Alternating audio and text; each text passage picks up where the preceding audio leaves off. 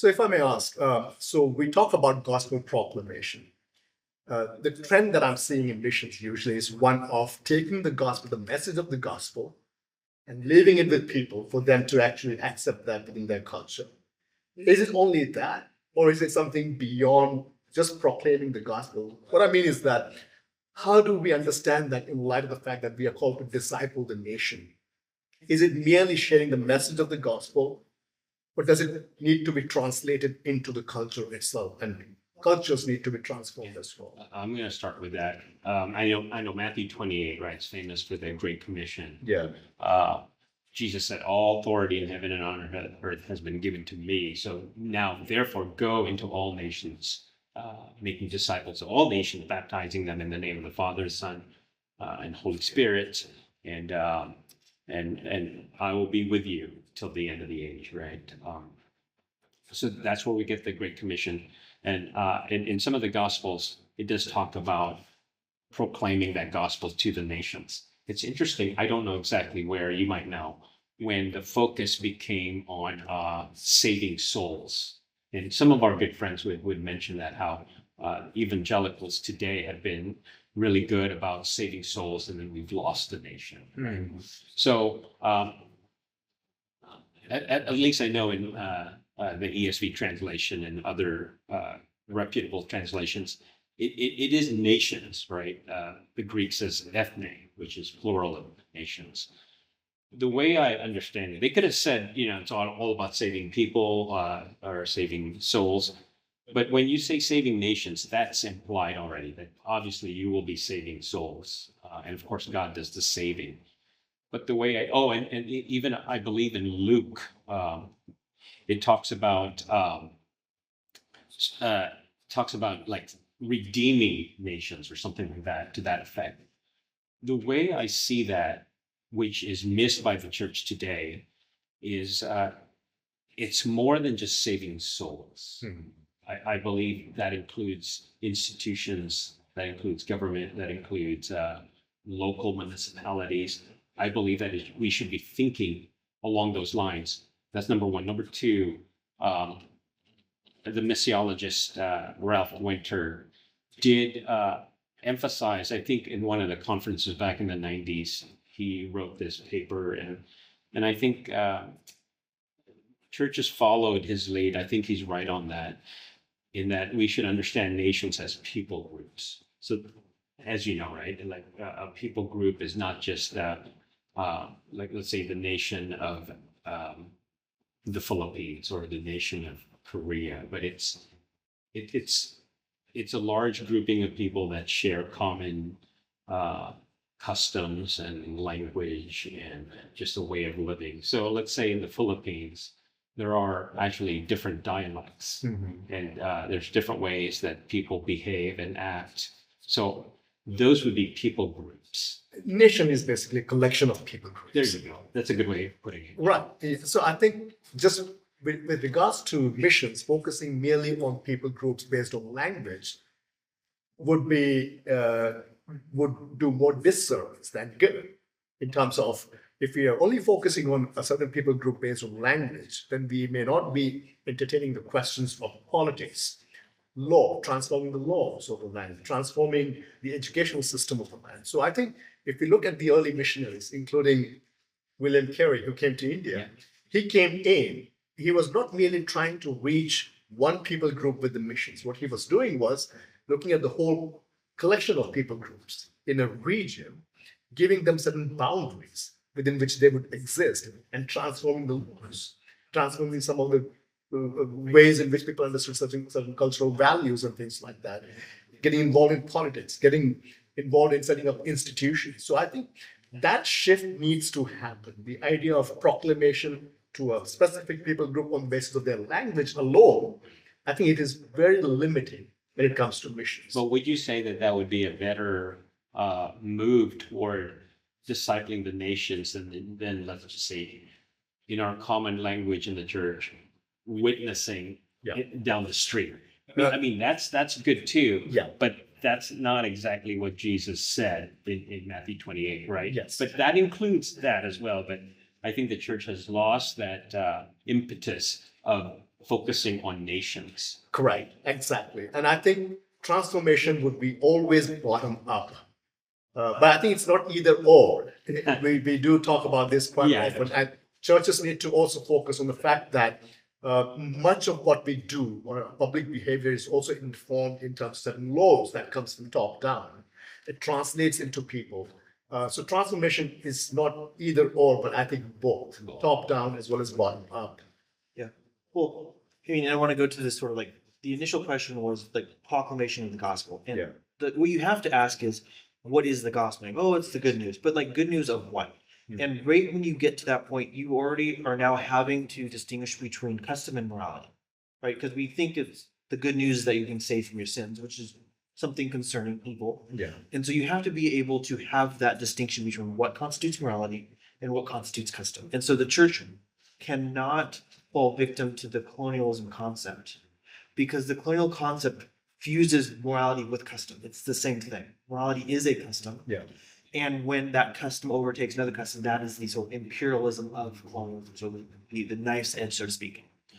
And I think where churches have fallen, failed to maintain, probably a better way, is that distinction where the gospel no longer has any important relevance because they don't have a strong understanding of what constitutes morality and what constitutes custom. You have to be able to navigate that.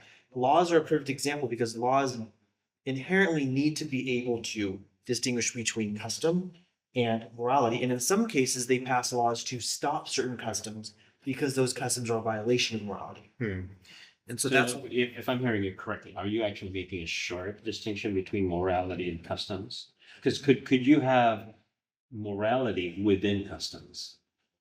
you have to have at least a core. There has to be something that says someone is or is not innocent. Right, of course, right? Do you wear your, an idea of like a mudroom, right? You take your shoes off before you go in the house. This would be a custom, right? Yeah. Now, maybe the custom comes about for some moral things like you're damaging people's property or so. So there, it can be entangled in some way. Right. There may be certain situations where custom has come about to maybe symbolize or represent some sort of like honor or how you pay respects to someone might be different in the United States. I mean, the perfect example to go with politics is there was an interesting exchange, without getting into all the finer details, where you had Zelensky coming in that White House debate, and you had him, Trump, advancing, "You have not apologized." Now, this might be an interesting custom that is very much fused with morality, and that is when he's not wearing a suit. or not wearing a suit, right? So the report's like, "Where is your suit?" Right. And some people will go, "Oh, that's just a custom. That's just a custom." Like, well, it could be just a custom. It could also be a custom that is supposed to be reinforcing some sort of morality. That maybe there is, we don't disagree that there should be some sort of honor in between leaders. We might disagree with what that may look like, but yeah. So, is there a sharp distinction? There has to be a distinction, and now how that is sort of lived out might be a little bit more complicated. But you do have to start off with a very clear morality. Yeah. Because with a clear morality, you can then understand, okay, is this custom something that needs to go? Or is this some custom that can, in fact, stay, has some form of legitimacy? The reason why I asked that question is because I don't think a people group can be obviously devoid of either one, right? But the way I see it, seems like a lot of morality is imbued in a custom. So It gets the expressed. custom, yeah, It gets expressed. the custom is the bigger thing. The morality is encased in that custom, even though we can make a distinction and we can definitely pull it apart, like in some of the examples you gave, right? Where honor and respect, let's say in an Asian culture, that's a big part of their customs, but that's also a biblical part of who we should be. We should give honor to honor's due, respect and all that. So in that sense, that would be a good thing to maintain. Any culture that has both a high value of respect and honor in their customs, then we can say that's a good cultural element to maintain. Yeah, I may have an example connected to what you are saying. A question to be asked is that why has modern mission failed in India? We are 1.5 billion people, and hardly 2.3% of the population is claiming to be a Christian. Why? There is a connection all the way to St. Thomas. Some people make that connection. But in terms of modern missions, I think this is what is happening in the Indian case. There are customs that reflect respect and all that's there. At the same time, there's a hierarchy that already exists. Indian society is so stratified based on caste and languages and cultures. So when missionaries went in, they made some basic assumptions with regards to human dignity.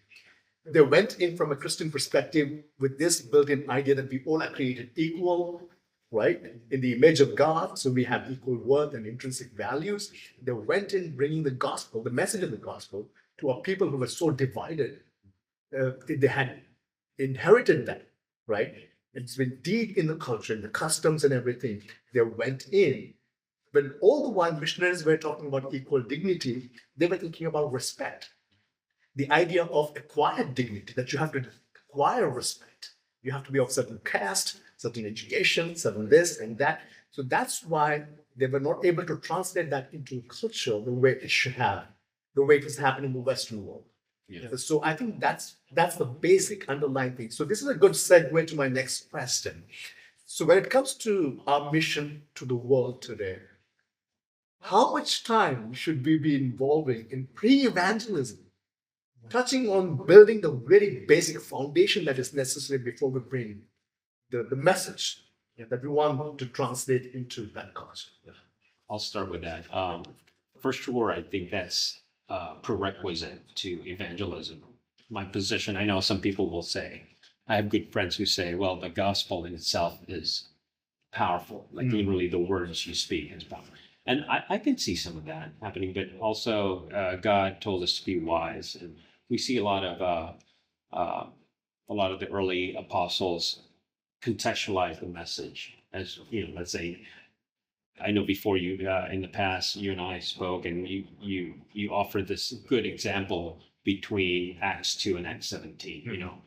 Why were there a lot of people that accepted Christ in Acts 2 by the simple proclamation of the gospel versus Acts 17, where Paul had to make the case for this unknown God, right?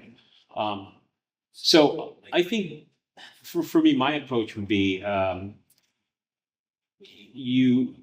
you talk about the gospel, you present the gospel again, which is literally good news in its proper context. So you need to understand, let's say, if you go into a people group, you need to understand what their needs are, what their struggles are, what are their hopes and dreams.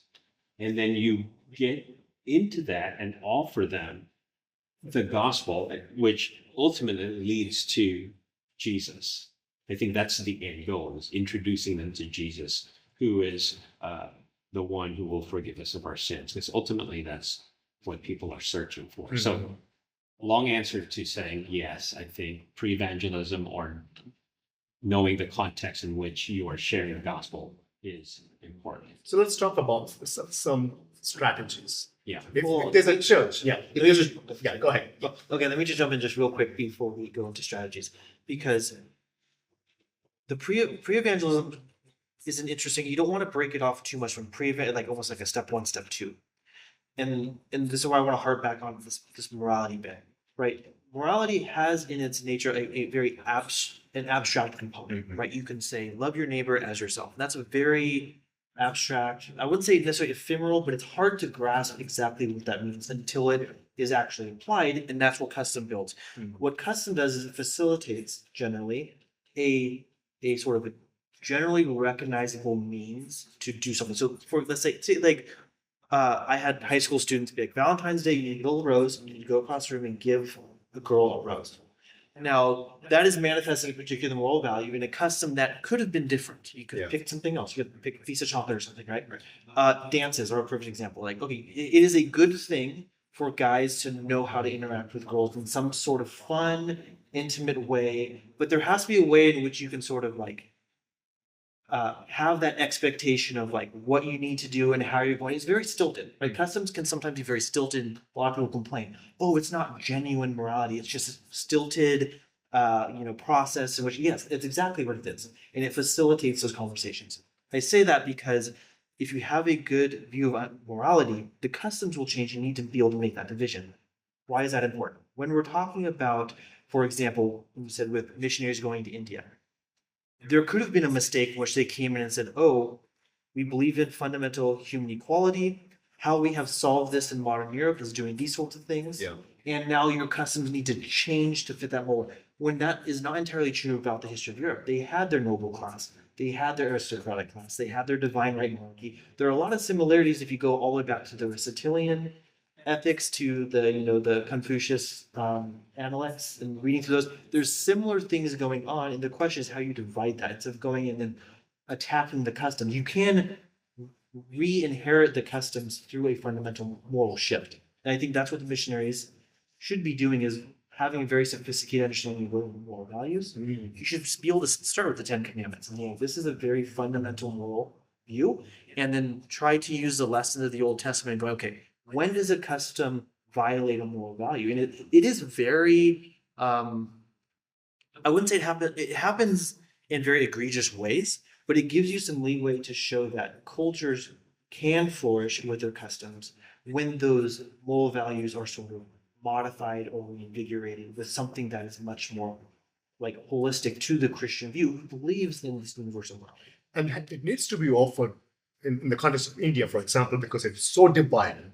It needs to be offered in such a way that it is accepted as being valuable by people of all, you know, fractions or sects. Yes. And we in Western society, we believe in specialization. Exactly. I mean, the German history is hyper specialization, and so we do have the resources to go, okay, there are societies that have functioned within the Western tradition, brought Western customs, that are not in so fundamentally dissimilar that there is no point of reference for the Indian customs. We could see hyper specialization, and you could bring in a morale that says, okay, if you're going to have these very specialized societies, then you have moral obligations and duties. You know, if you have a priestly class, like there is a priestly class in the Old Testament, and they had very strict moral values and duties that they had to fulfill. And Christianity can influence that and start there.